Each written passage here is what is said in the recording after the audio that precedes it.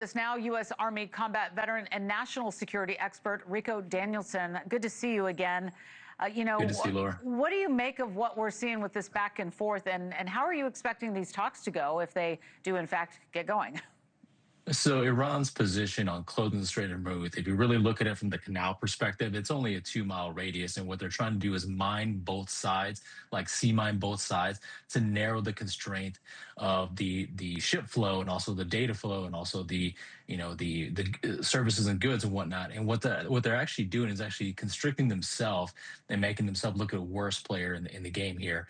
As you see, you're going to have more and more traffic, more and more boats being docked, and also more and more ships being boarded. So, I mean, they're not helping themselves out when, in fact, the United States asserts, and it is true, the Strait of Hormuz is for sure still open. Yeah, I mean, you just got to take it for what it's worth, right? Somebody else I was interviewing earlier today said it depends. You just got to pick your person that you believe. The Washington Post is reporting that U.S. intelligence is warning Israel could undermine the peace deal with Iran, and we are already seeing some evidence of that with, the report of the closure. Let's talk about what's happening here with Israeli Prime Minister Benjamin Netanyahu, because he's facing pressure to continue military efforts in Lebanon. What do you think? How big a risk is that to the U.S. and to these talks? It does play a wild card factor if you really think about it. So Iran is actually given the edict and dictation to Hezbollah, which is fighting in Lebanon and also these other areas, the surrounding edge of Israel. And so the wild card is you have terrorist organizations doing their own recognizances, don't see the bigger picture on how this could impact that. In the event that Hezbollah, and they are doing that, taking attacks to Israel, they're going to respond. So, of course, it's going to jeopardize these things in nature. And I think this is just going to prolong the peace deal and prolong the ceasefire, if you ask me. And a lot of people are trying not to make it political, but it's political. And some Republicans are speaking out against the deal, including Senate Armed Services Chair Roger Wicker. Let's take a look at this together, saying this deal, quote, negotiates away the victories of Operation Epic Fury. What do you make of those comments?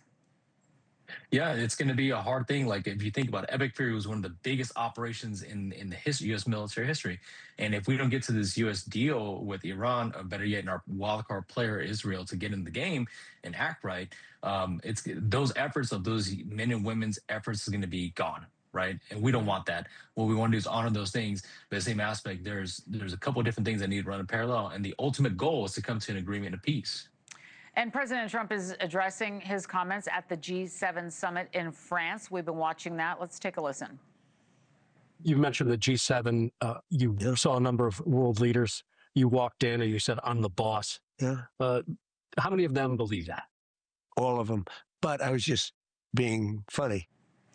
And that's the thing. Whenever we hear statements like that from the president, oftentimes it could be funny, but it could also have some truth to it as well.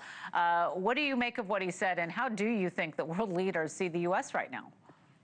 So while it is a joke, I really believe that Trump believes that he is the boss. And some people, whether people like it or not, I mean, whenever you enter a room, and I do it myself, right, jokingly in a manner, but when I enter a room, you bring the bravado, you bring the showmanship, and you say, I am the boss, and people intend to listen. And that can take place on a world stage. However, that comes with bigger consequence and also bigger responsibility. If you're going to be the boss, let's see it. And we're watching it together. National security expert Ricoh Danielson, I always love having you on the show. Thank you so much for being here. Hey, rock and roll. All right, very good. And some critics